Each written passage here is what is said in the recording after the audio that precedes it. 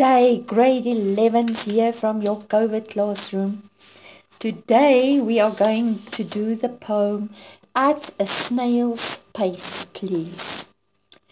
Now what does this poem consist of? Let's read the poem first of all. At the tip of the chameleon's tongue there is a pot of boiling glue to cook flies for breakfast before he sets off on a slow, tight wire walk like a trapeze artist.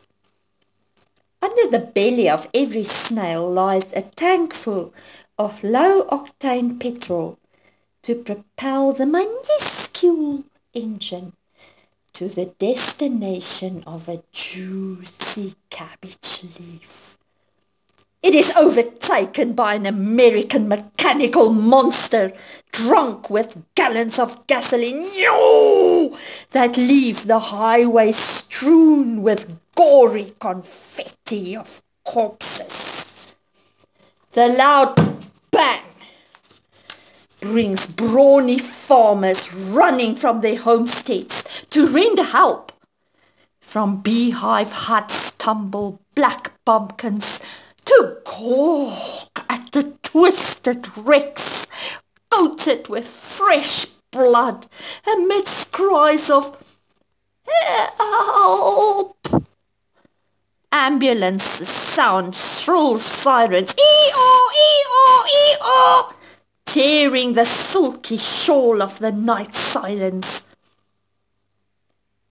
Oh, speed fend, whose knell has sounded. Look at the snail, slumbering in his shell.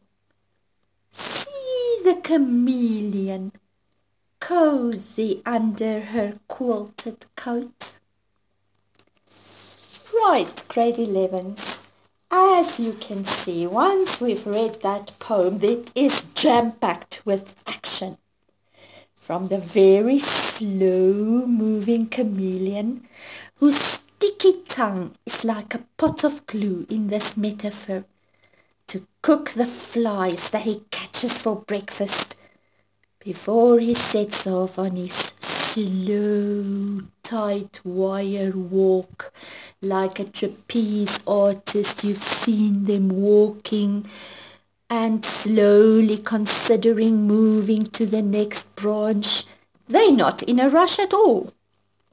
The vocabulary we come across here is a chameleon. You might have seen them, an old world little lizard who ranges in color, and he can change his color like a little coat to the surroundings around him. Tight wire is a piece of wire or rope above the ground. Usually you get a tight wire walker in a circus. The trapeze is usually that where they've got two solid, maybe it is a stainless steel beam that swings around at the top. It can be spinning, flying, it can hang down statically, but there's usually a net under it and the artists swing from one to the other, catching each other. Right, now here he sets off on a slow tight wire walk. We get the like a trapeze artist, the simile, comparing his slow movement to that of a circus artist. The chameleon has a slow, safe pace. He is very careful. Right. Then we go to stanza 2. Ooh. Now we get to the snail. The snail's little belly underneath is seen as having a tank full of low-octane, slow-burning petrol. This metaphor, the snail's belly, is compared to a petrol tank. To propel him, the snail needs very little power to move on that foot or that little engine of his that he's got underneath his little petrol tank. Minuscule, a small little engine. Here we get the slow movement of the snail to its cabbage leaf. Okay? He is not in a hurry, neither is the chameleon. They are moving slowly. But then all of a sudden, no, it is overtaken in a rush by those huge American mechanical monsters. Here we get the metaphor for those huge, unfeeling, huge, monstrous cars, just guzzling gasoline and rushing off. They are drunk. They are so filled with gallons of gasoline. Okay, the alliteration stressing the gluk, gluk, gluk, gluk, gluk of the tank full of petrol that leave highways strewn with gory corpses, gory, bloody, disfigured corpses of the dead little insects. Okay, there's carnage on the roads. When you travel from Durban to Johannesburg or vice versa during holidays, when you reach your destination, you will also find a lot of gory corpses on your windscreen or on the grill of the car, because you drive at 120 kilometers or so per hour, which means those poor little insect bodies stand no chance. They are just splats on the windscreen or wherever, disfigured and bloody. Gory meaning it is horrible, it is disfigured, it is in pieces. Okay, there's carnage there. Now the gory confetti is usually something which is colorful and beautiful and nice. Gory, deadly, bloody, disfigured. Those two different opposites directly next to each other we call an oxymoron. Like the X and the Y axis or axis is also very close to each other, directly opposite of each other. Okay. Gallons means lots and lots of petrol. Gasoline, American word for fuel. Gory, disgusting, unpleasant, gruesome, horrible, disfigured and bloody. Confetti, you might have seen it at weddings. It's small colored pieces of paper which they throw onto the bride and the groom once the wedding is finished in order of celebrating the wedding. Corpses are, of course, the dead bodies of the insects. Then, now this car has come racing past, and we all know what happens with speed. It kills. The loud bang brings brawny farmers, those strong, hard-working farmers, hear this loud bang, this crash from afar, and they come running to see what has happened from their homesteads, from their safe homes where they stay, to render help, to see what happened, where can they help. They are strong, muscular build, their farmhouses are safe places, and all of a sudden it is invaded by this loud bang which they hear. And we have a little ant here who is also very into this poem.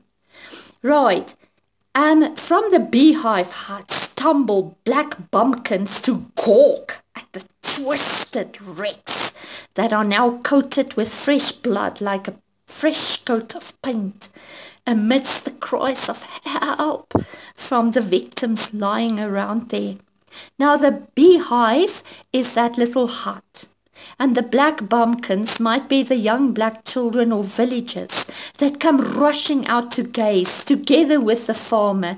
These are all people from the same society that come to rush. You will see there's the little store and the store, and there I explain it to you, to see what has happened. But they're in shock because they've never seen an accident like this on their little farm road. They gaze and they stare at this in shock while the people are lying around there crying for help. Okay, they want to take in everything. It's usually the case with an accident, and then more accidents happen because people stand around or drive slowly to see what has happened.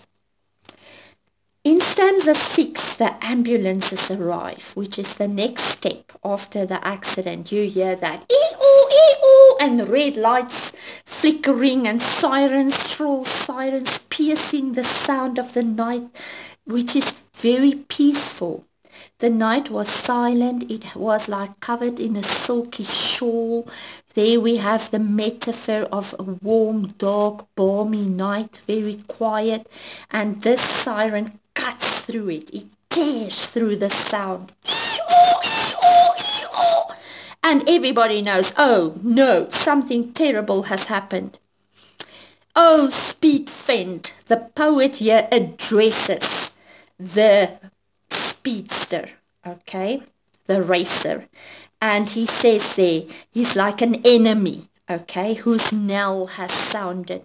Now, knelling is the sound for the bell that is sounded at a funeral. So for whom the bell has tolled, for him the bell has now tolled. So he is a bit dead at this stage, okay? And we call this an apostrophe when you address something which is dead. So the poet says, oh, speed fend, oh, you silly thing, okay, for who the bell has now tolled or sounded or rang, okay? Look at the snail, look at him, you silly piece of human flesh which is now scattered all over this road, okay? Look at the snail and the chameleon and learn from them. What must he learn from him or from them? They are now safe in their homes. Okay, the snail is slumbering, sleeping. He's cozy and peaceful in his shell. The chameleon is cozy under his quilted coat. Okay, quilted coat meaning his multicolored coat. So he's camouflaged there amongst the trees and the leaves in his little home under his colored coat. He says they are safe in their homes. They are definitely not lying dead on the road like you silly thing. Okay. The reason he is speaking to him is he's also speaking to anybody who races recklessly on the roads. He wants to warn them in this poem that speed kills. So slow down. Stop racing. He uses the where are we now? The alliteration of the S's. Snail slumbering in his shell. See the chameleon cozy. Those S's stressing the slow, safe movement of those animals. They're not racing anywhere, but they are safe. They are not dead on the road. The long E sounds of the C, the chameleon, okay, that shows us the long, slow movement. He's not rushed there. He's using the alliteration and the assonance to reinforce the slowness, warning this racer to slow down, to take note, to look at these insects and animals and to take note that speed kills. They also get where they want to be. They just don't drive recklessly or move recklessly. Slow down, he says, you will get there. The theme of the poem is life and death. Like Easter time or during holiday times, we get the Arrive Alive campaign where motorists are advised or urged to avoid speed because it kills. And we get those horrible statistics after every holiday of how many people has succumbed to road carnage and has died on the roads, which is so silly because it could easily have been avoided. The tone of this poem, there's a tone of urgency. The poet wants to urge us, take note of this accident. He uses very graphic images of the blood and the carnage and the people standing around looking at the blood to take note of what is happening. Right, then here are your questions on this poem. Like with the previous poem, I will take photos and I will send it to the RCL member, and I'm also going to send through these answers of I Sit and Look Out. your previous poem so that you can then mark them. Have a lovely day further, grade 11s, and I can't wait to see each and every one of you. Please take care and be safe. Goodbye.